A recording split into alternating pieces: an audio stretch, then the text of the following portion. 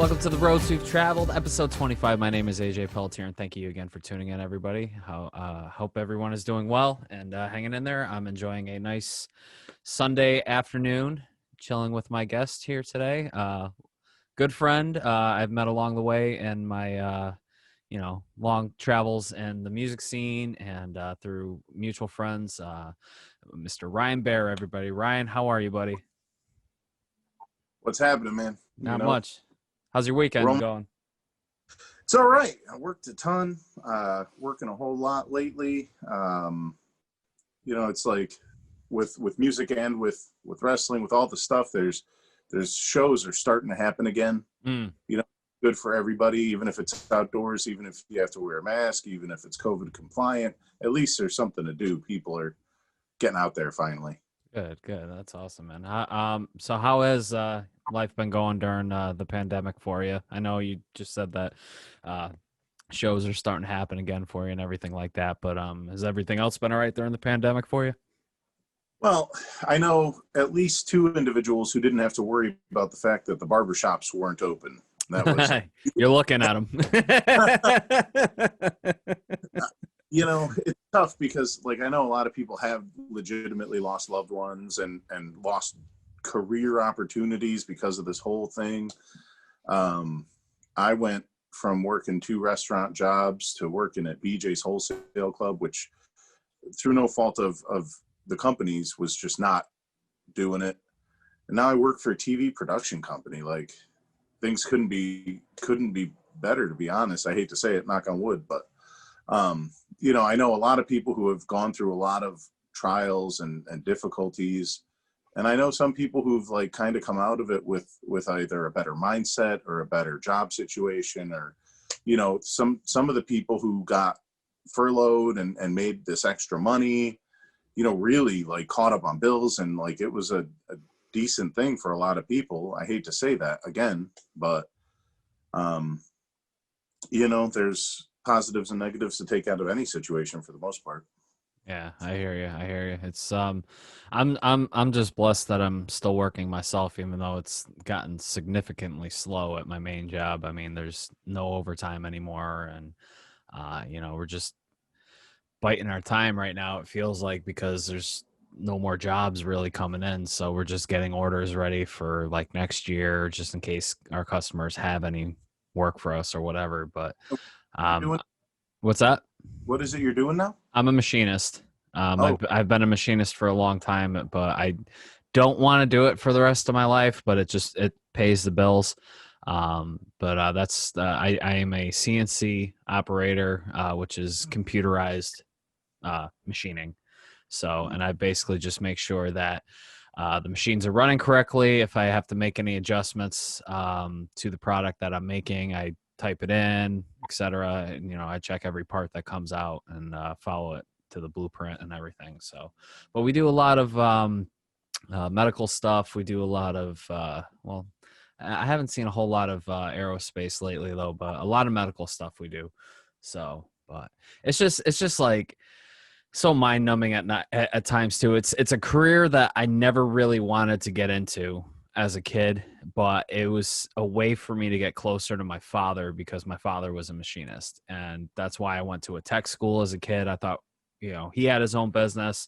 I went to a tech school because I thought we were going to go into business together, but when I was a sophomore in high school, he had to close his doors because his company wasn't surviving. So after that, it was just why am I still doing this? I want to do other things. You know what I mean? So then I was still trying to figure stuff out, and wanted to get into art, and here I am now, still trying to get into art and doing manufacturing on the side to pay the bills. So, I've seen some of the stuff, these. I guess they're digital draftsmanship they're creating are really impressive, man. Thanks, man.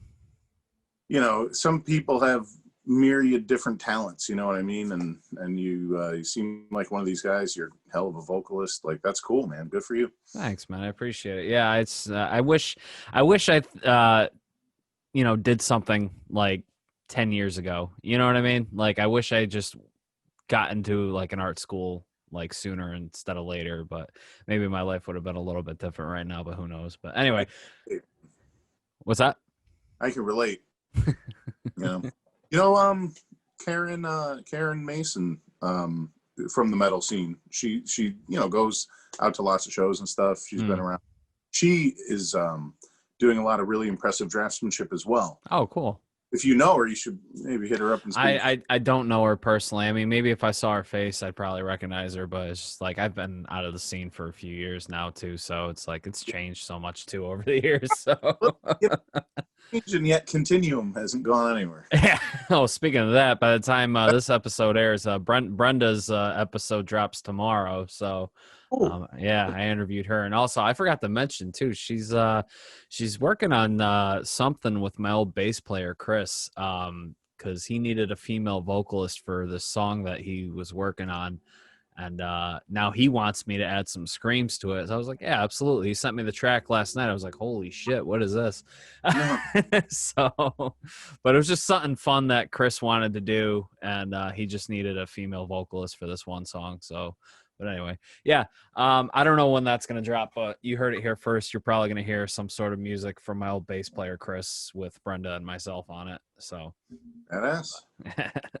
But anyway, enough about me. But we're talking about you. I met you through Scott and Jeannie and everything like that. We've known each other a while.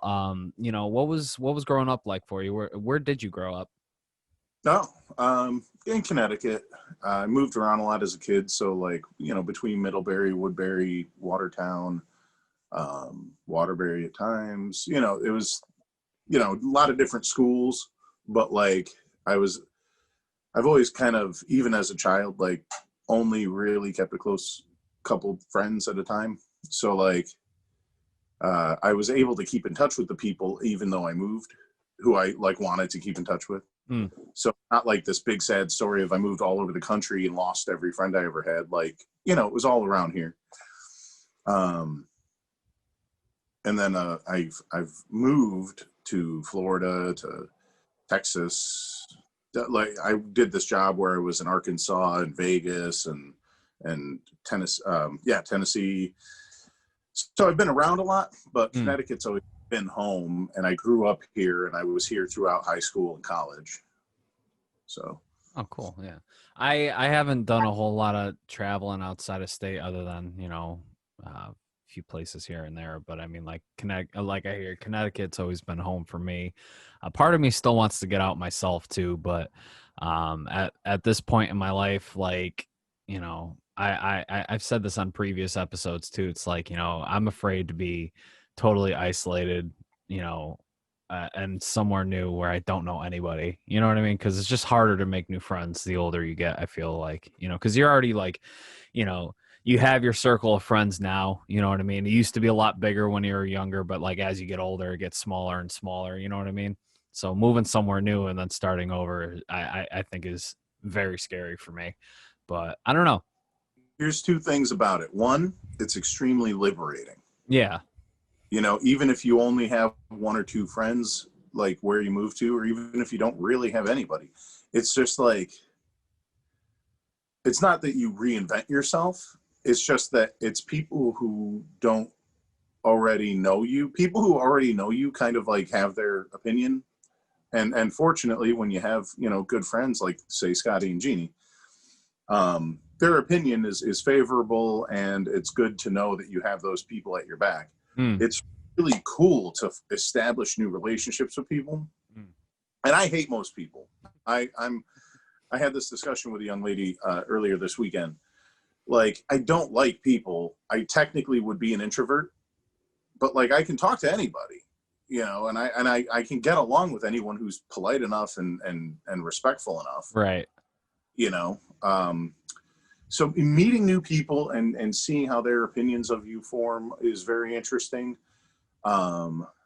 Also, it's cool to experience different areas and different ways people are, but you'll find that you're homesick, even if you hate it here.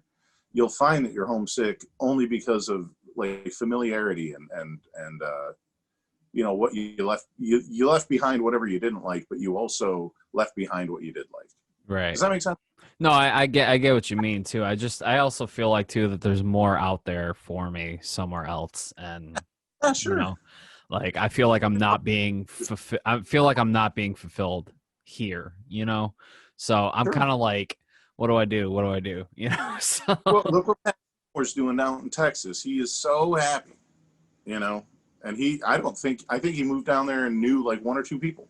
who was this? Pat Seymour from Oh, Eyes of the Dead, yeah. Dreadmaster Pat. Mm-hmm.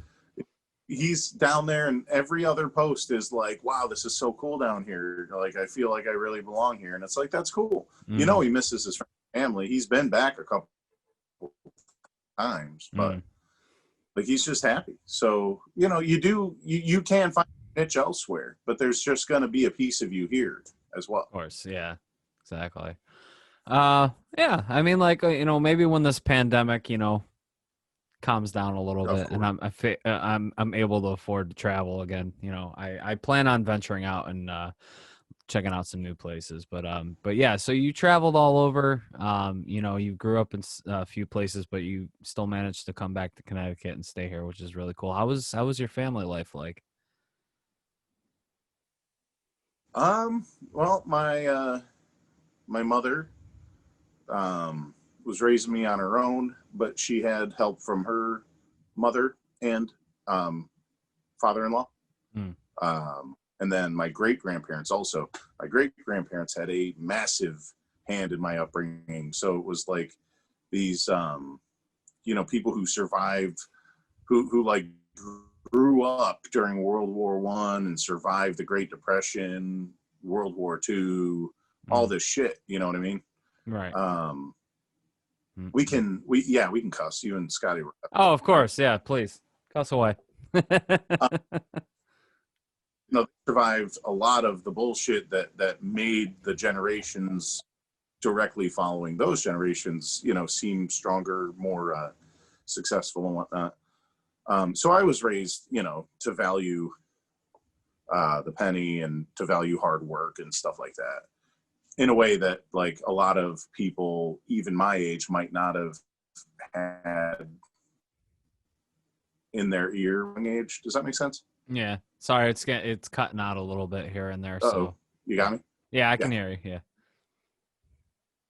Oh yeah. No, my great grandparents had a big hand in raising me. They were great people, salt of the earth, hardworking, survived the Great Depression.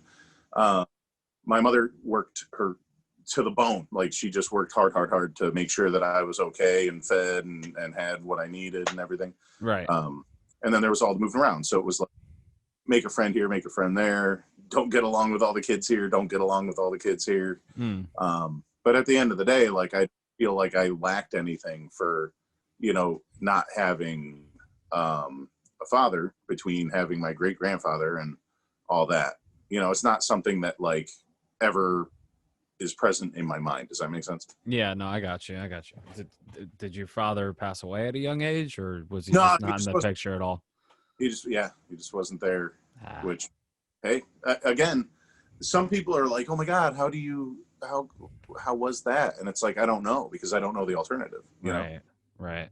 Well, I mean, it sounds like you had a solid foundation, with, good family and stuff like that, which is very important, so that's awesome, man. Did you ever struggle with like, any sort of mental illness, like depression, anxiety, stuff like that from growing up?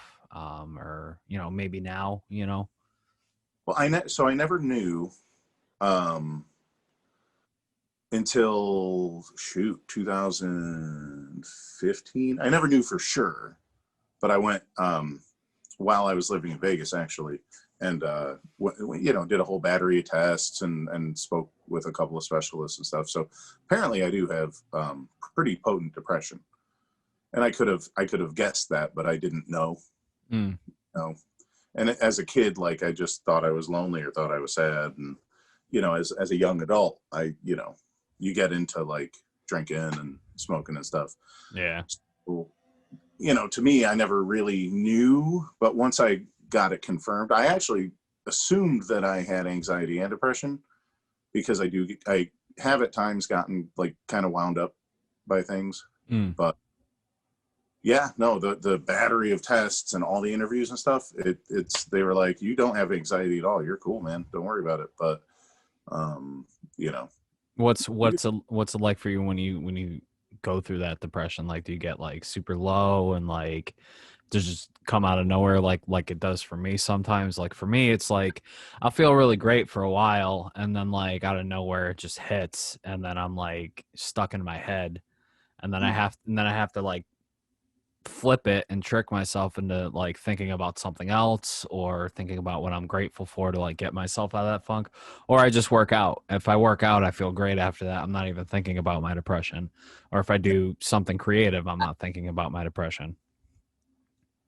It's definitely much more prevalent when when I don't have a creative outlet. Mm.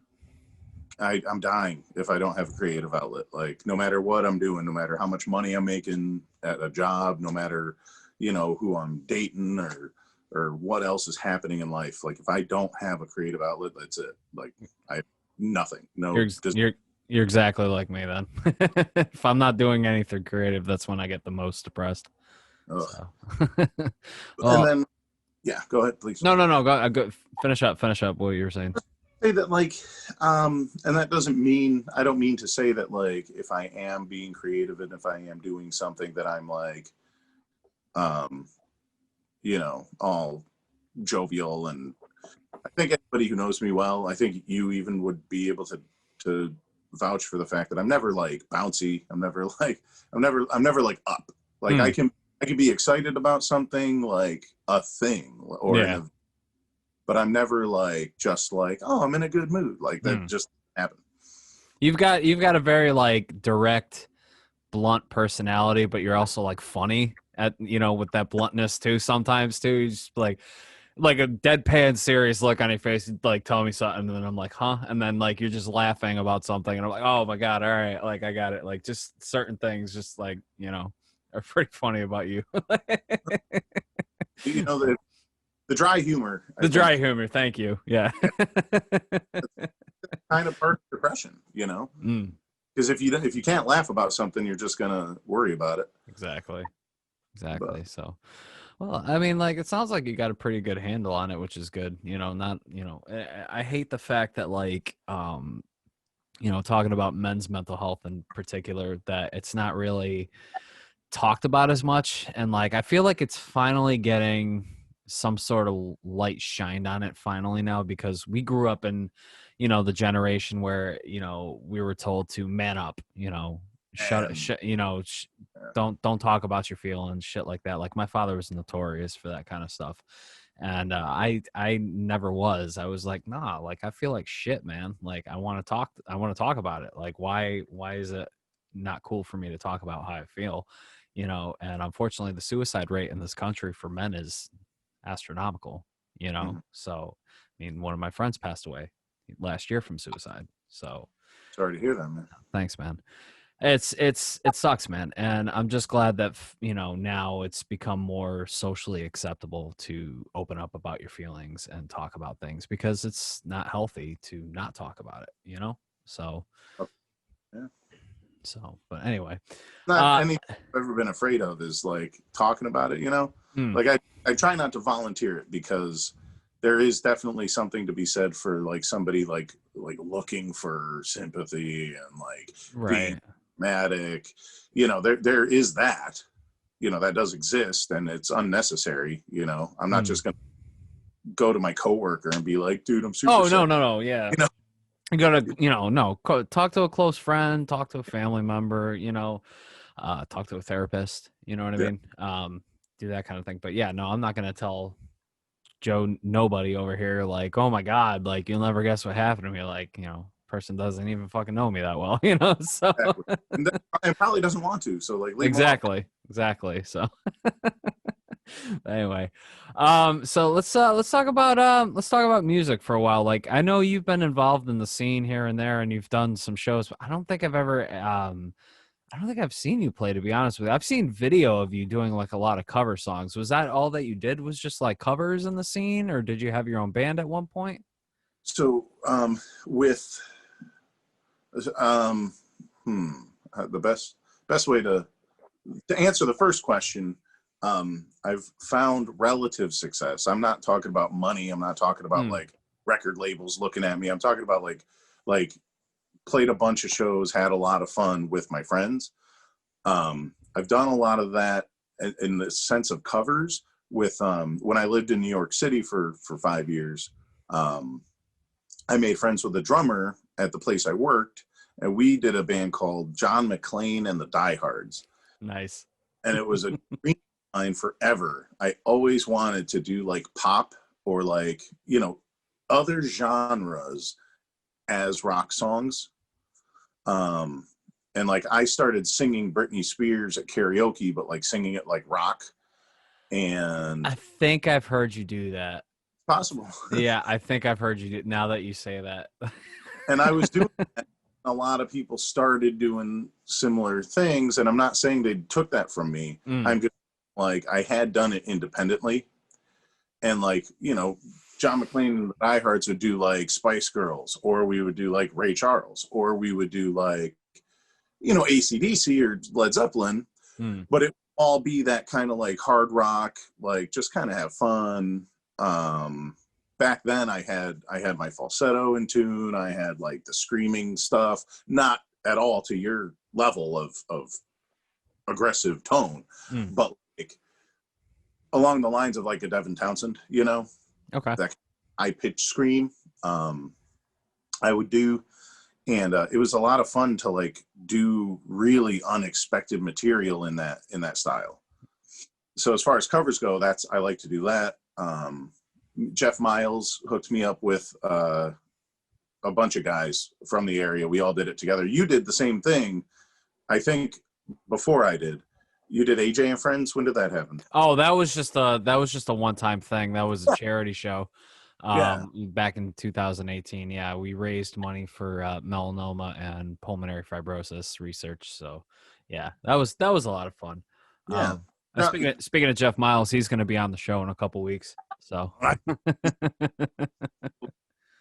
that's my dude. Yeah. So he had me do the Death Wish Collective when I came back from Las Vegas, which I think was 2017 or 18 maybe. And he was like, "Yo, Bear, you're coming home. Let's just do all these songs." And it was like, "Yeah, fuck yeah, dude." And I think that's what I saw was video from that show. That's okay. Yeah. But yeah, but keep going. I've been in several bands. You know Mark Lyon? Sounds familiar. Play guitar in Genesis. Yep. But he also has been in 100 bands. He's doing Fat Astronaut right now, which is the best name for a band ever. That's awesome.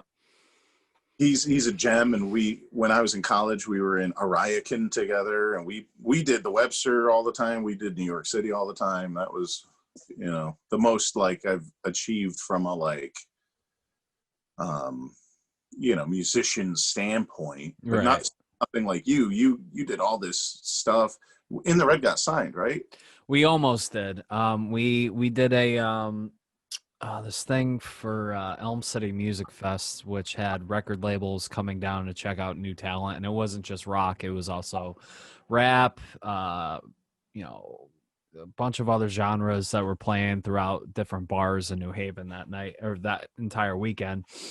And then during the day, there were seminars going on where bands and artists can attend to talk to the record labels and, you know, get advice and stuff like that about what to do, what not to do kind of thing. So like, you know, myself and John were going during the day to, you know, learn some stuff.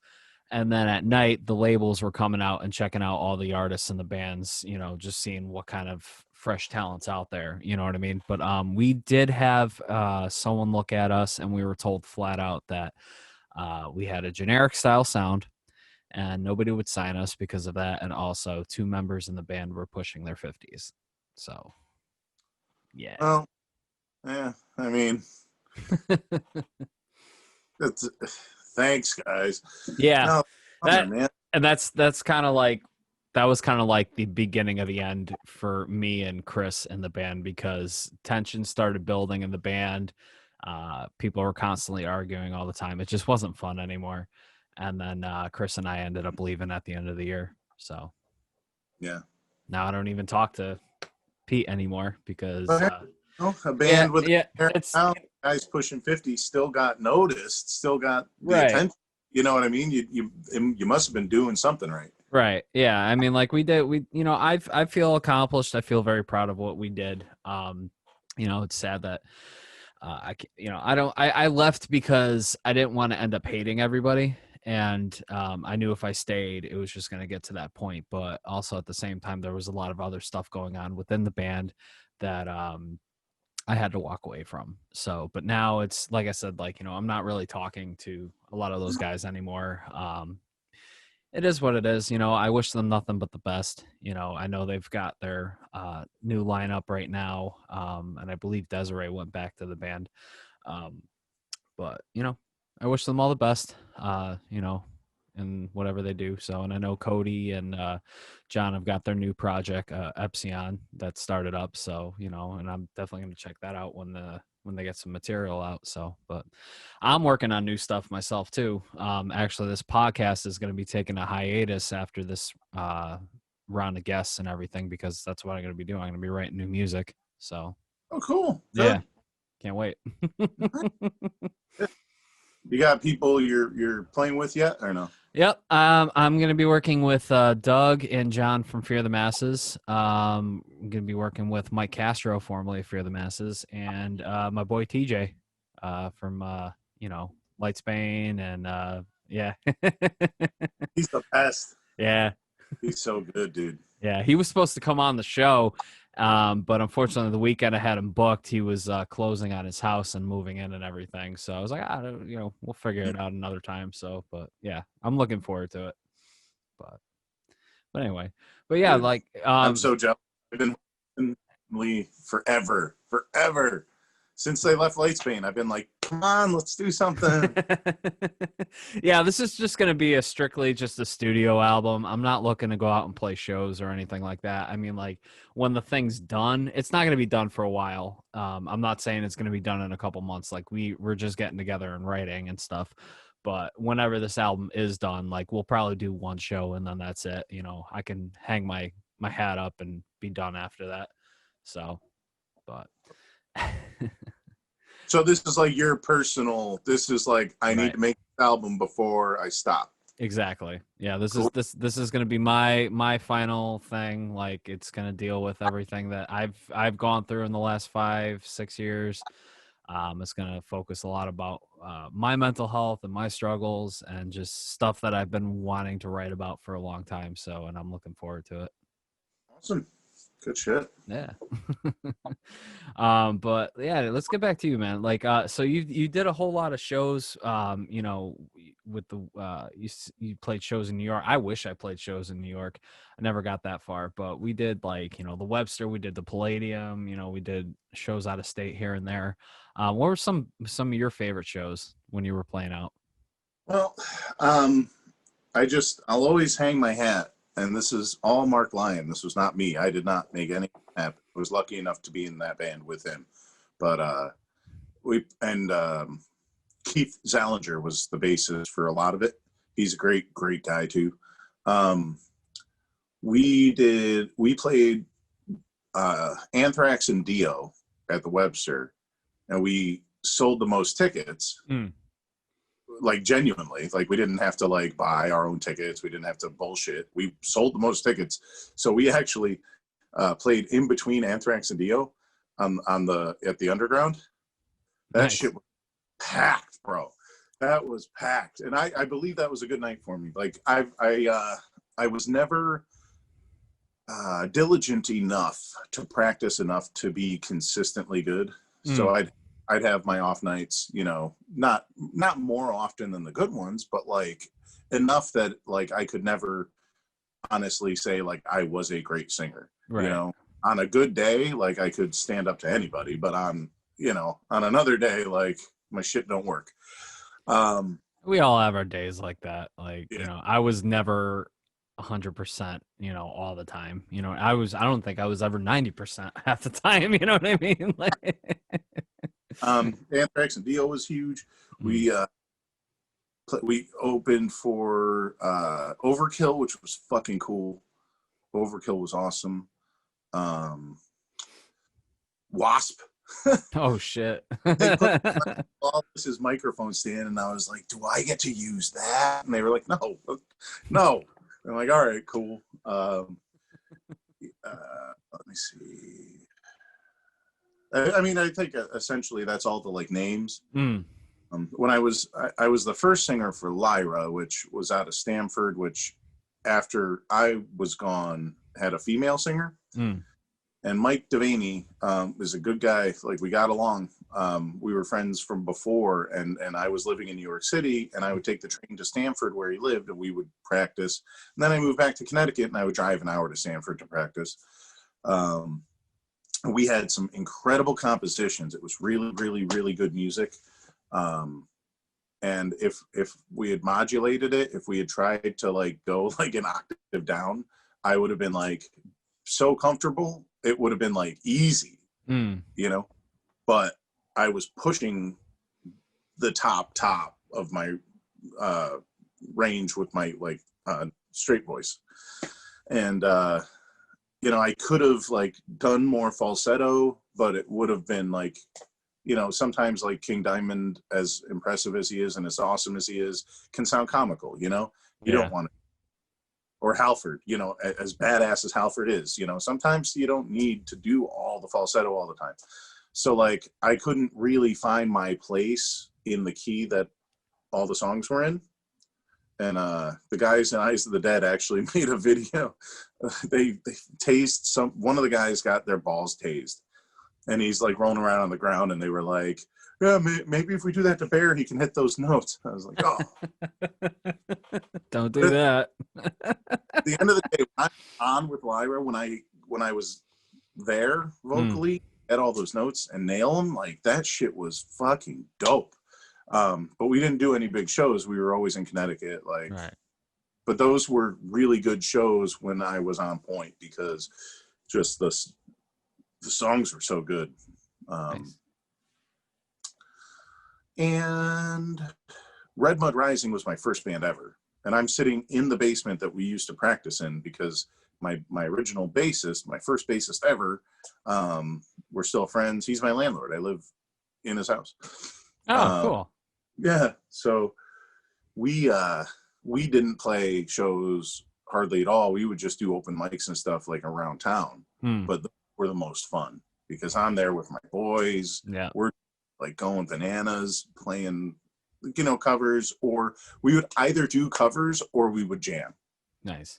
Like at shows, we would just like completely improvise songs, which was, you know, we had that connection. We could do that like capably, you know. But yeah, that's pretty much.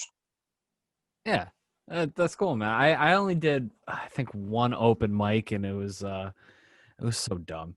It was it was at the Red Door years ago, and this was maybe we did the same one. That's one of those. I don't know if it was that, because like I brought my entire band that I had at the time. It was called Society's Creation was the band name, and it was myself, my brother on drums, oh my god, my buddy Sean on guitar, my other buddy Dante on lead guitar. God, I really want to reconnect with that kid, because he went to like Berkeley and has like a music degree now and everything, and he like writes like you think Joey Conception is nasty at guitar, nobody's heard of this kid Dante, and he's like right up there with Joey Conception. Like, he's fucking disgusting on guitar. Like, and then this kid, oh my god, I forget his name. You have TJ. I think TJ's yeah. TJ's up there too, but you know, like back then, like finding this kid when I was like nobody in the music scene, I was like, yo, who is this guy on guitar? You know what I mean? Just like ripping solos out of nowhere and like knowing a ton of music theory. I was like, whoa.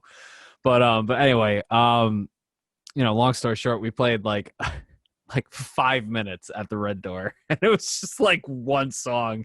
Like, we set up everything, and then, you know, the guy was like, yo, you gotta play, and we only played like one or two songs, and then we got off stage, and there was like one person in there that was like, oh, you guys sounded awesome. I'm like, thanks, man. And like from there I was like, this is cool, like I want to keep doing this kind of thing. And then Society's Creation broke up after that, and then, you know, and then I found In the Red later on. So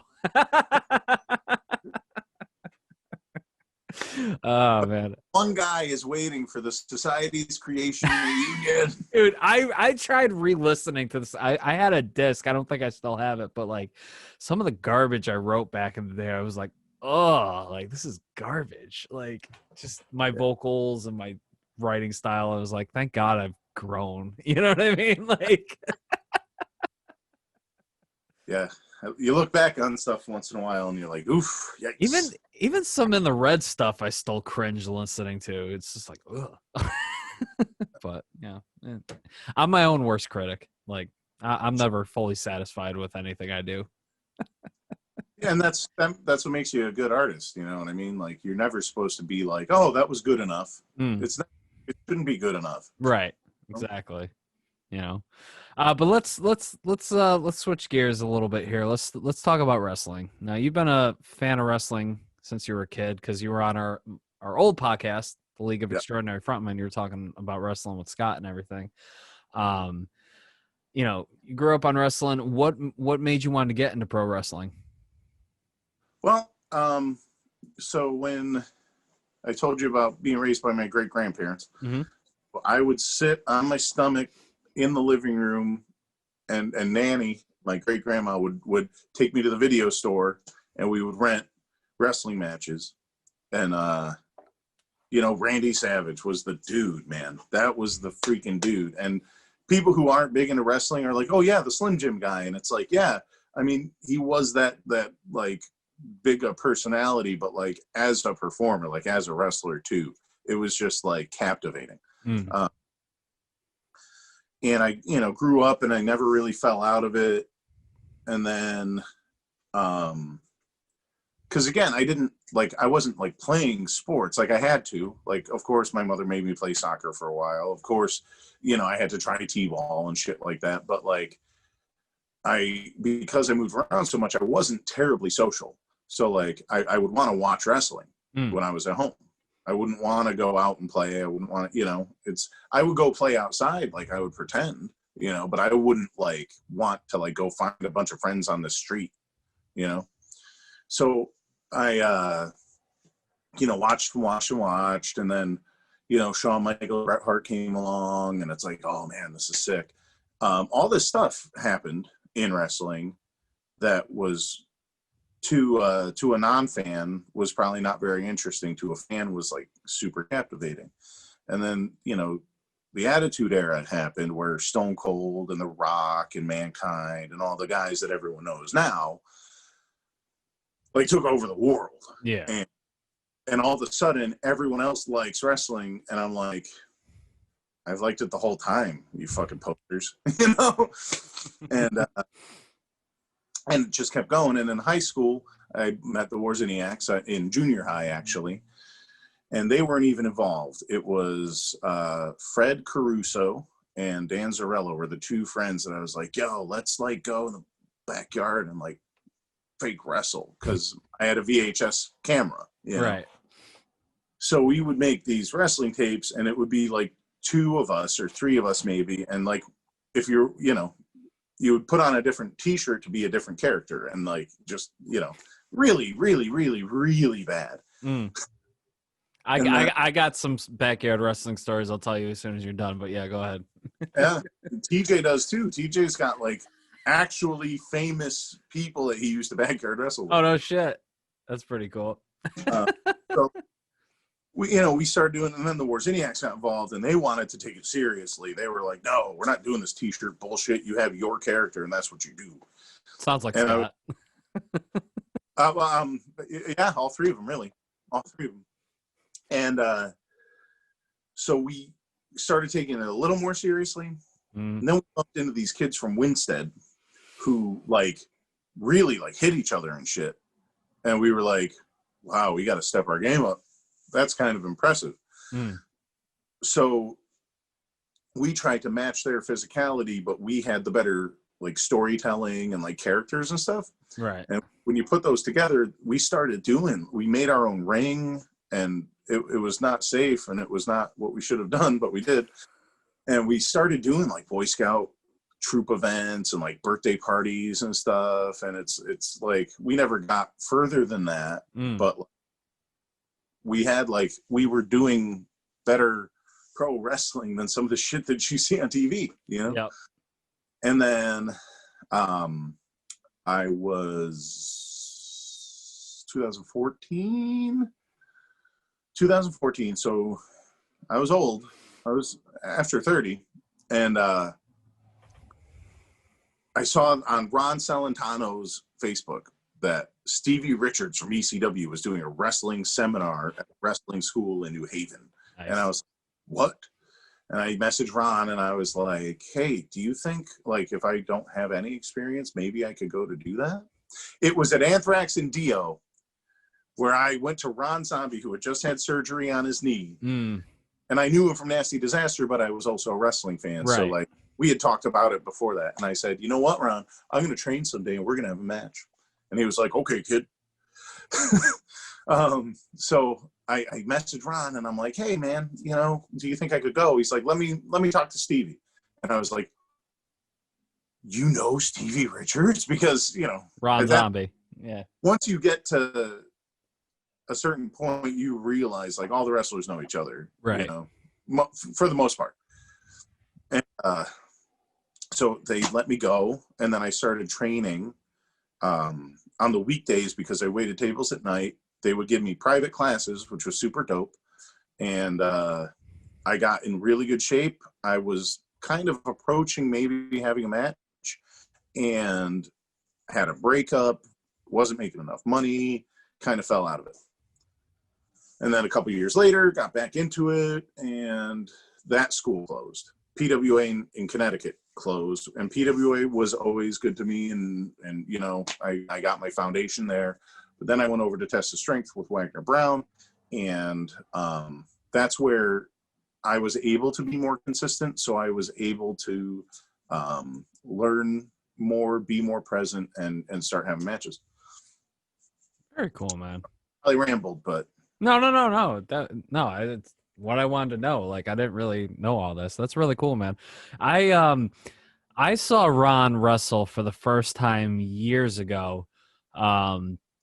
Oh God, when was this? This was got to be early 2000s or something. I won tickets off Radio 104, like the old Radio 104. Oh, yeah. To see this wrestling event at the Meriden Independent Club. And I forget who the main event, it might have been Ron, I don't know, but it was Balls Mahoney versus Ron Zombie in a hardcore match for the hardcore title. Of course, Ron lost, but it was bloody as hell, man. Like, and I was there with my dad and my brother, and I'll always remember that because, like, I ran into Ron later down the road before I was in the local music scene or anything like that. I had my dad's car at the time. His 88 Crown Vic, and I will never drive a car like that ever again. That was like the worst fucking car I've ever had to drive in my life. But I went to Costco because I had to get tires for it, and you know, my dad was like, yeah, put tires on the car and everything like that. So I took it there and go up there, and of course Ron's running, you know, the tire department over there at Costco, and he's like, hey, can I help you? I'm like, oh, I'm dropping off my car for tires or something. You know, I'm like, wait a minute, I know you. And he just like gives me like a smirk, like, you do, huh? And I was like, you're Ron Zombie, aren't you? He says, yeah. I'm like, oh shit, what's going on? And I was like, what the hell are you doing working here? He says, well, you know, I need health insurance. You know what I mean? So it's like, oh, I get it, you know, like, but I thought that was pretty cool. And then I find out he's in the music scene when I got involved. I'm like, dude, what is this guy like? He does everything. Like, I love that, dude. They're like my favorite band. Yeah. Definitely check out Nasty Disaster. They're amazing. If anyone is not familiar with them that listen to this podcast, check them out. But yeah. So did anyway, you not know? Were you match with Ron or no? What's that? Did you go to my match with Ron? Did you know about it or no? I don't think I did. I've seen you wrestle a few times. I mean, not a whole lot, but I've definitely seen you. You know, when we went up to Battlefront to do a lot of that promotion and stuff for Scott when Scott and Jeannie were doing their thing, and then you came in. That was a lot of fun when you come in. And that kendo stick you took to Jeannie, I was like, what the fuck? Like, They go, well, oh my God.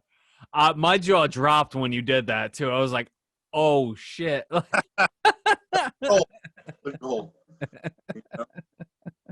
But yeah, no, I've seen you wrestle a few times with Battlefront, and I remember too. I was complimenting you like after the show too, and like, you know, you were like, oh, I can only be so nice like right now because there's still people here. I gotta kind of be kind of an asshole because that's my heel thing. So I'm like, all right, I'll let you go. But like I remember too because like you came down to the ring.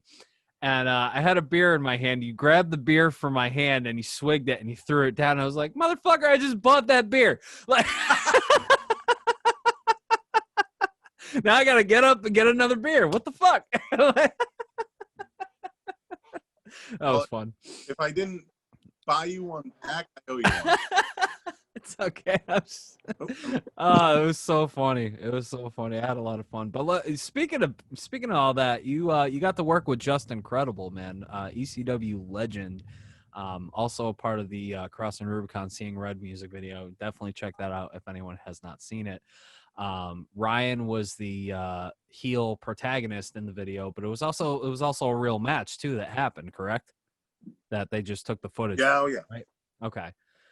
So so basically the video was about because Scott talked about it a little bit on his episode. It was just basically like Justin was just getting back into the wrestling thing after like years of struggle with addiction and stuff like that, correct? Right. And you know, just getting back out there. And it was kind of like what was the word Scott was saying for it? It was kind of like a nice little like Rocky comeback kind of style video, I guess. Like, I'll let you. I think because I'm approximately PJ's height, you know, and build, I served as kind of like him fighting his own demons. Gotcha. You know what I mean? But that's not really why. Like the reason why I got to be the guy was because, you know, Battlefront was awesome in giving opportunities to Scott to promote his music, to me, and you know, bringing Justin Credible into all that, knowing, you know, outside of the storyline and whatnot, that like we do know each other and right. everything. You know, it was more like an opportunity for all of us to help each other at the same time, you know, because Credible wasn't in any promotions at that moment. And Scott didn't have a wrestling connection to cross promote with his band at that time.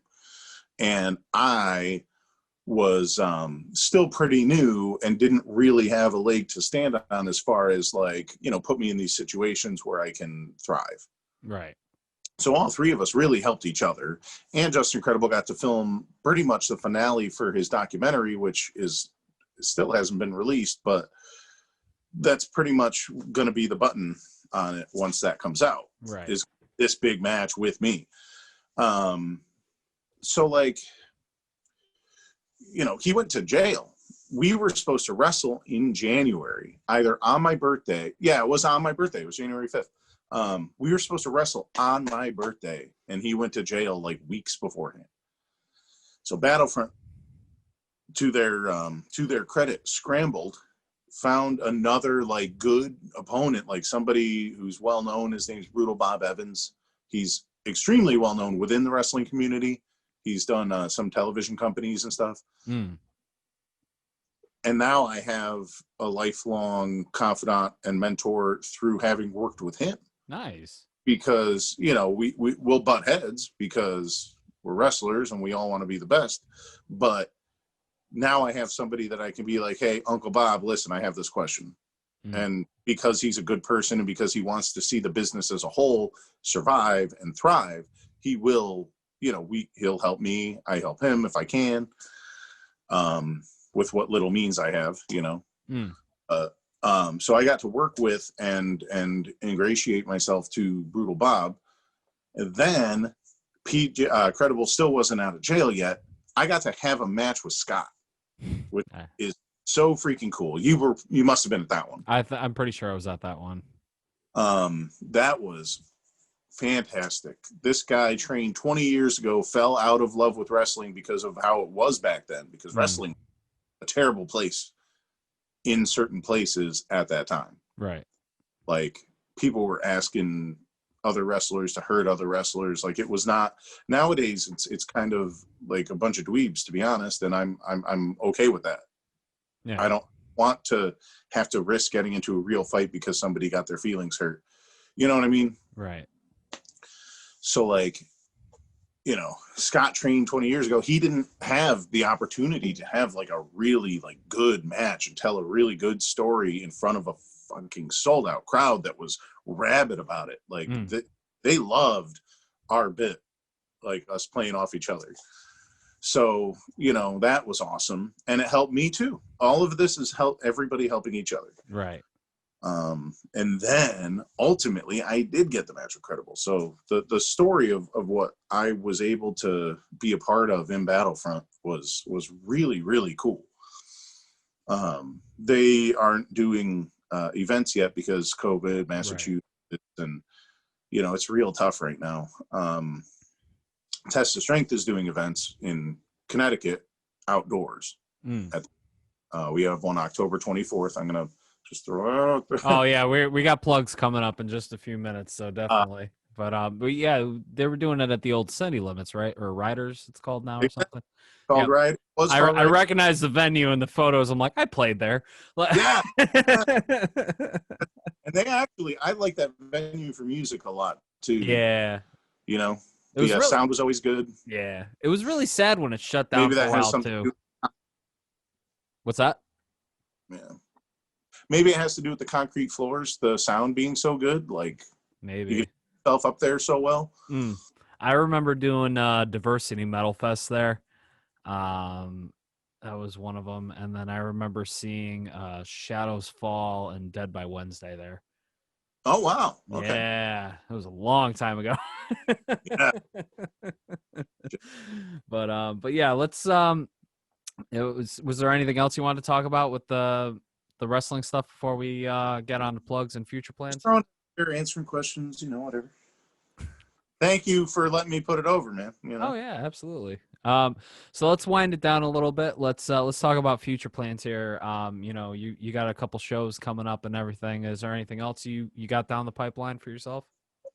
Well, it should be a surprise. And if anybody who sat through this interview to this point deserves to get the skinny, but there is a Ryan Frost music video coming. And I've been keeping it under my hat. I've only really told the guys that I wrestle with, you know, my mother, like, told a handful of people.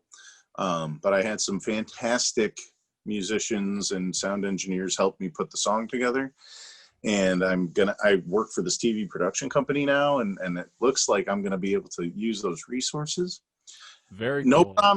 No promises, because I got a tentative yes, but it's going to be freaking dope if it happens.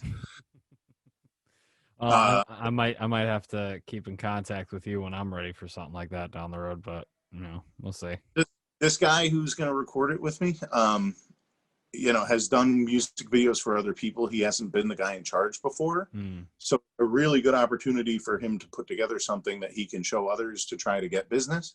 So, like, if I'm putting you two in touch, and I'm like, hey, my friend AJ, this is my friend Nick, like, that maybe that could be great. Yeah, as long as his equipment's better than mine. My equipment's good for like live stuff, but like, you know, not music, not like Edwin Escobar quality, because he uses like red cameras, and those are like stupid expensive. Really good cameras, but you know, like, definitely pay for it. But yeah, no. Anything else you want to plug? The two shows you got coming up, right? The 17th, I've got Watch This Fight Pink, which is Watch This Fight is every event they do is a charity event. And Pink is for breast cancer. That's the 17th, but that's all the way in Rhode Island, Woonsocket, I believe, Rhode Island. I can't expect many people from Connecticut to go out there, especially because there's not a lot of Connecticut guys on the card. You're welcome to, and let me know. But the 24th is the next test of strength at Riders. Nice. I can get you your bracelet for $20 ahead of time, or they're 25 at the door. It's me and my tag team partner, the privileged TJ Howell III, and this guy Johnny Santos from New York City, against the Stepdads, who are a riot. The Stepdads, they're so great. That sounds fucking great. And hard-hitting Bobby Ocean, who is just a big lump of muscle, who's been in wrestling forever. He came up like at the same time as Ron and everything. So it's actually an absolute honor and a privilege to be working with him. And the events have been stellar. This is the third month in a row that we're Riders. I don't think it'll last much longer than this because it's starting to get cold out. But it's been fantastic, and I all I can say are good things about these shows at this venue. I would, if I'm plugging, I would love to plug Continuum. If you are a music fan and you've listened to this entire podcast somehow, Continuum is baller. They've been around forever, and they will be around forever, and they only get better. This new album is their best. Fat Astronaut is really, really good, like kind of soul, kind of like experimental funk out of New Haven. PHAT Astronaut. Who else do I want to put over? I think that's good. Spartan's Restaurant in Waterbury, Senor Pancho's all over. Who else do I love? I love everybody, but that's who I'm going to put over. Oh, well, that's good, man. Yeah, definitely support those bands, support local businesses, support Ryan Frost, aka Ryan Bair here. Definitely go check out his wrestling shows. You won't be disappointed. I definitely got to catch him in action a few times, and I was just blown away. I was like, this guy is fucking awesome at what he does. And the heel stuff you do, man, is so entertaining. I love it. You pull it off so well. So, and I can't wait to see more of it. I might have to come check you out at Riders. So, dude, please let me know. I can't. I have to take the cash for the ticket. The tickets are bracelets. First off, they're like keepsake bracelets, which is badass. I can't get the ticket because that goes to Wagner, but I got you 2 beers if you come to the show. Let me know. All right, I'll let you know, depending on how my cash situation is right now, because I'm still playing catch up on a few bills. But I'll definitely let you know, man. We all are, man. All right, let's wind this up. What's that? I said, anybody out there, keep listening to this. Appreciate the roads we've traveled. I appreciate that. I'm gonna plug my stuff, and then we're gonna end it, and then we'll talk off air for a few minutes. Sound good? Yeah. All right. Thank you guys for tuning in. If you are watching on YouTube, how's it going? Hit that subscribe button, hit that bell icon to get notified every time we drop a new video. If you're listening on audio, you can subscribe to us on Spotify, on Apple, on Google, or wherever you guys get your podcasts from. We're pretty much available on all the major podcast networks. You can email the show at roadswe'vetravelpodcast@gmail.com. Get me your questions, your comments, your stories. If you have questions for previous guests, let me know. I'll be sure to save them for when I do a roundtable talk down the road. You can follow the show at facebook.com/roadswe'vetravelpodcast. Like I said, after I'm done with this next round of guests, we're going to take a little bit of a hiatus so I can write new music. Plus I need a little bit of a break myself too. It's a lot that I do for this podcast. So, but we will be back eventually. I will make sure to let everybody know on the Facebook page when we do. But anyway, you can follow us up there. Give us a like. You can follow me on Twitch at twitch.tv/jrbucklegaming. I've been recently running through the Mass Effect 2 series. I'll probably be playing a little bit more of that tonight. And if you guys want to hire me for any artwork or video work, anything like that, check out my portfolio at www.alanm@pelletierjr.com. I'm open for commission work. Send me something. Let's work together. Ryan, this was awesome, buddy. We definitely got to catch up soon. Maybe one night we'll, grab a beer or something like that with Jeannie and everybody else. And if I don't see you before the 24th, please come down. And then, I was going to put something else over for you. Can't remember now, but can't wait to hear that album with TJ, man. Yeah, that's going to be awesome, man. I can't wait for it either. All right, buddy. Take care. Hey.